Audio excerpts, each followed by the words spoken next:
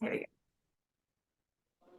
Hi everyone, it's Holly at Faces and welcome to episode 6 of the Faceit podcast. I am here with the amazing Maxine McCarthy. Maxine, welcome and thank you so much for joining me today.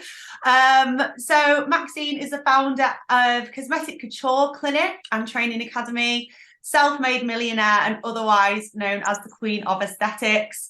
So I feel very blessed that you're here on my podcast today. So thank you so much for coming on. Thank you. That was a great introduction. Well, I need to big it up, because there's obviously a lot of media about you, which we can touch on in a little bit. But Maxine, tell us where this all started then, because you're somebody who is very well known in the industry for the success of Cosmetic Couture. You've been in the industry for years now, but prior to aesthetics, obviously, it was very different. So you started out, didn't you? Tell us a bit about that. Yeah, so I've been talking about this quite a lot lately, actually, on podcasts. And basically, people have been asking me, how did I get into aesthetics? And it was actually accidentally. I was a professional boxer. I'd done that for many years. I was undefeated. I loved sport. One of my biggest passions was anatomy and physiology. So while I was studying at university, I come across an ad on Gumtree of all places, and it said, do you want to train in Botox and dermal fillers? And I thought, wow, I thought, how can I do that? Because I thought, I'm not beauty, but I do, I'm on my second year of university. I've passed anatomy and physiology.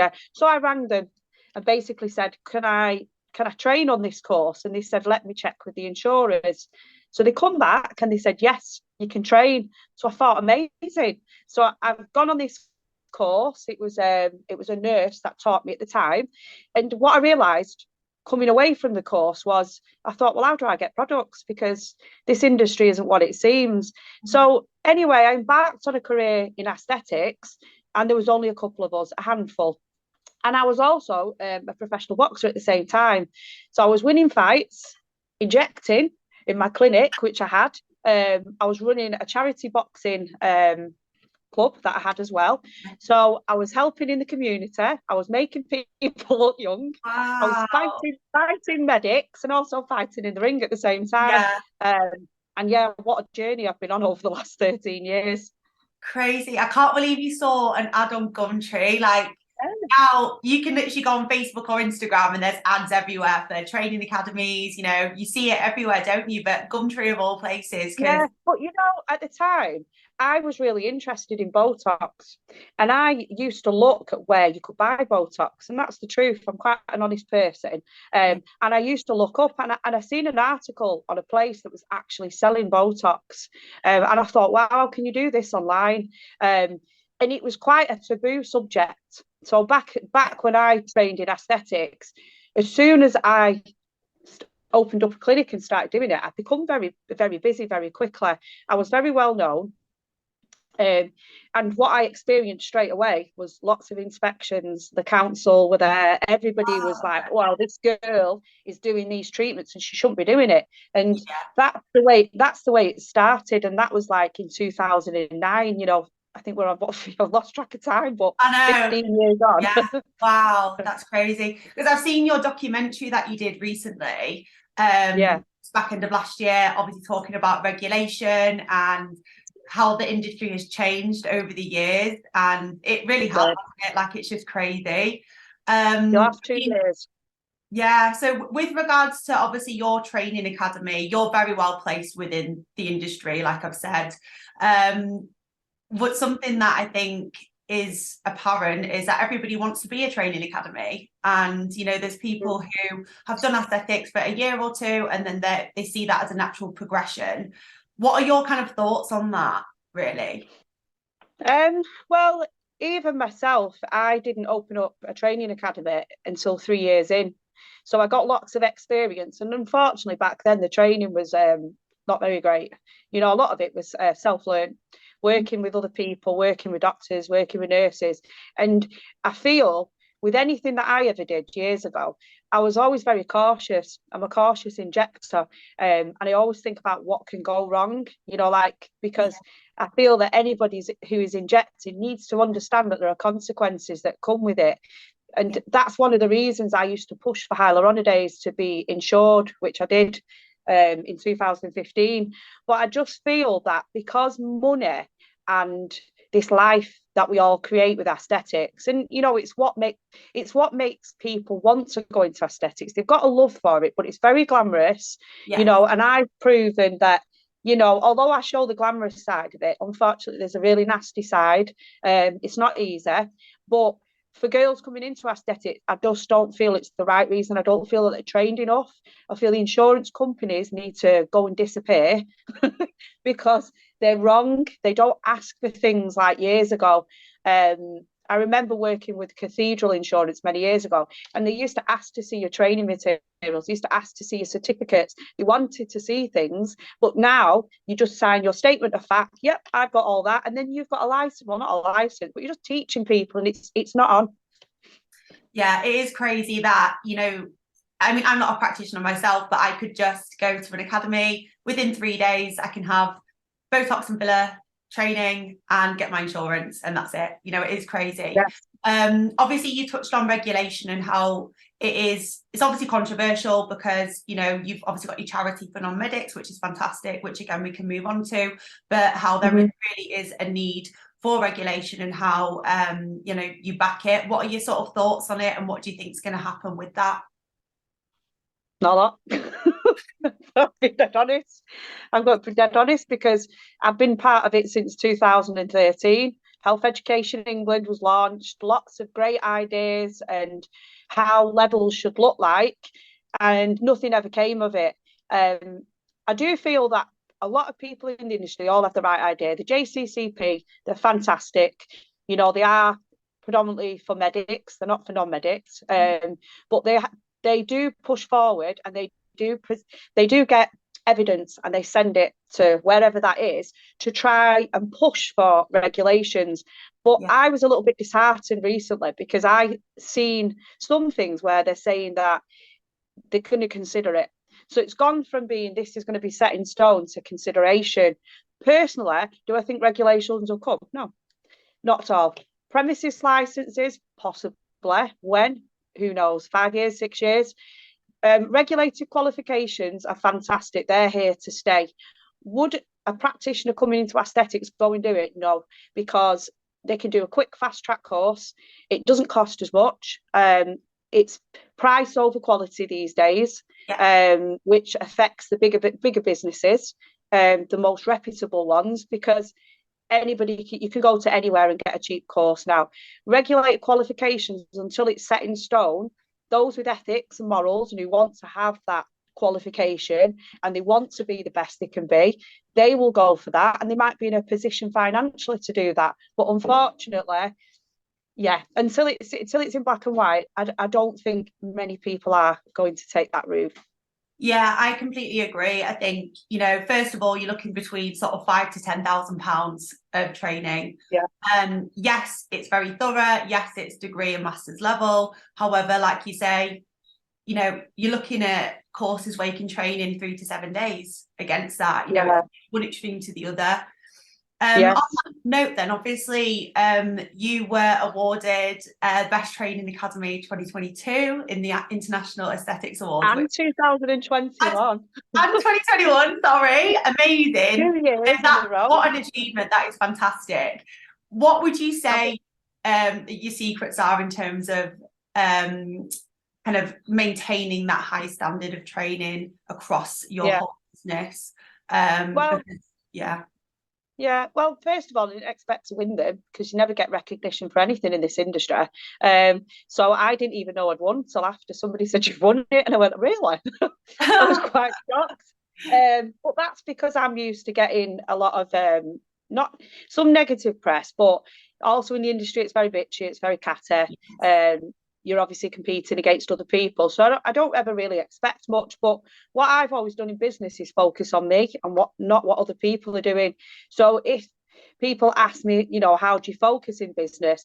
My brain never stops. It's always ticking over with new ideas, new trends. I've trademarked things over the years. I've innovated the cannula courses. You know, if I look back, I actually have a timeline in my room, and I look at 2009, what did he achieve then? What did he achieve then up until now? And I look back over the last 2 years, and I took a little bit of time out of work to have like my babies and things like that.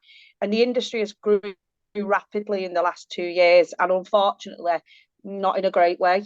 The things that I see online, and when I look at, you know, like how it's grown like wildfire, it disappoints me. And I'm bit like how the industry will look in a few years' time. It's not looking good, I don't think, because the standards have dropped massively. Yeah, 100%. So with the training with Cosmetic Couture, obviously you're a huge academy, very established, as we've said. When a student comes to train with you guys, is this something that you talk about with them? You know, do you kind of give them expectations, or, you know, what do you kind of do to kind of give them the confidence to go into the industry at this point? Well, from obviously starting online, L3 Matrix is an online learning system. It's in detail, it's in depth. It was mapped to the National Occupational Standards, but that was many years ago. So basically, I feel that the learning materials have always been there for CC, but practical, you get lots of hands-on practical. My staff are really professional. A lot of them have worked for me for a very long time, so they don't go, you know, they're part of CC. So that's a good thing. I think it's so important that you've got a good team that are passionate like you, and to explain in the industry that, you know, it's not all easy, it's not all glamorous, and there is a history in aesthetics, and there could be regulations, but we don't know. So we try and help the students along the way. We give them support through ACPV, which is a charity. You know, that's the aftercare that comes with it. But unfortunately, again, you can try and nurture your students, but forums now have taken over. So people listen to things at second hand. Yeah, no, I completely, you know, my advice to anybody is stay away from the forums as much as possible, but I know it's difficult, particularly when you're trying to learn and establish your business. So tell us more about the charity then, and how you support individuals within the industry. So it started off as a not-for-profit, but then we got charity status a couple of years ago, which is the only one of its kind in the UK. And basically, we rely on people joining because it's self-funded. But what we do is we speak to students, we give them support, advice. There's an out of hours line. So if they have done a treatment on a Sunday or a Saturday and they need advice, they can speak to a medic who's on call with the phone. CPD hours, we offer those as well, and there's lots of other benefits as well, so like policies and procedures, anything, any advice that you need, really, we give our students and support them. Oh, amazing. So obviously we're partnering with you guys, so there will be more information on the charity by the Faces app really soon, but I think that's amazing, because I think the aesthetics industry can certainly be a very lonely place for students when, you know, they've trained and they're like, you know, what do I do now? And, you know, it can be very daunting and overwhelming. So having that support, I think, is fantastic that you offer that. Yeah, and we collate all the questions, all the data. We put things towards when there is a gather like information on what's going on in the aesthetic industry. We speak to our members, we voice their opinion, because not every practitioner is, you know, they're not very good. They don't know how to put it into words. So when they see, you know, documents that come in, it's a bit daunting. They're like, well, how can I reply? I don't know how to. So we basically voice that for you, so that it's not one-sided when things are presented to government and things like that. We're basically the voice for the industry and putting it in the right way across, so that, you know, non-medics do still get their, you know, their fair say as such. Yeah, 100%. No, I think that's amazing. So really looking forward to building that partnership with you. And as I said, if anybody's interested in the charity, you can go to Cosmetic Couture website for more information, and soon via the Faces app as well. So obviously, Maxine, you have dealt with a lot of negativity throughout your career, you know, with it, whether it being sort of medic, non-medic battle, you know, why, like people saying that you should or shouldn't be doing treatments. What would your advice to be for practitioners who are experiencing that, or even just kind of seeing the negativity online? Yeah, we do get asked this quite a lot. Again, charity, we get a lot of girls asking for advice. And last week I actually did a live with one of the students. I felt like compelled to do it with her because she was really upset. And yeah, she was saying, I get so much negative stuff, I get comments put on, I get fake reviews and things like that. So my advice to her was, you know, you've got to drown it out. You've got to come back with something really professional. You know, if you're getting fake reviews, you've never been to my clinic, you know, and come back and maintain professionality to them. But again, focus on you. So with the negativity, use it as fire and fuel. That if people are saying things, don't take it as a negative, just don't take it in. Don't look at it, just keep going forward with your own business and brush it off. Because if you take it in, it will affect you and your business. That negative will sort of like consume you, and you'll be concentrating on other things rather than concentrate on what's important, and that's you protecting you and your business. Amazing. So would you say in terms of negativity that it's almost like a thank you to that person because it with your career it's actually pushed you forward? I think in the earlier days, for me, I think the type of negativity that people get is now it's normally off other practitioners. It's just basically online trolling, which is massive in the industry now. It's people who've got a lot of time on their hands, but if you've not, then you're too busy concentrating on you to even look at it. But many years ago, when I used to experience it, it was with people who had a level of intelligence that you could have a conversation with. So what I was experiencing was a lot of negativity from medics saying that you should do the treatments. So I would love to have a good argument back.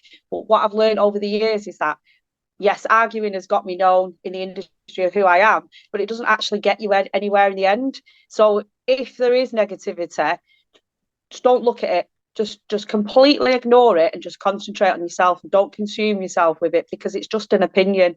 If you know that you're doing the best that you can be, just concentrate on you and your staff and protecting your brand and just completely just wipe it away.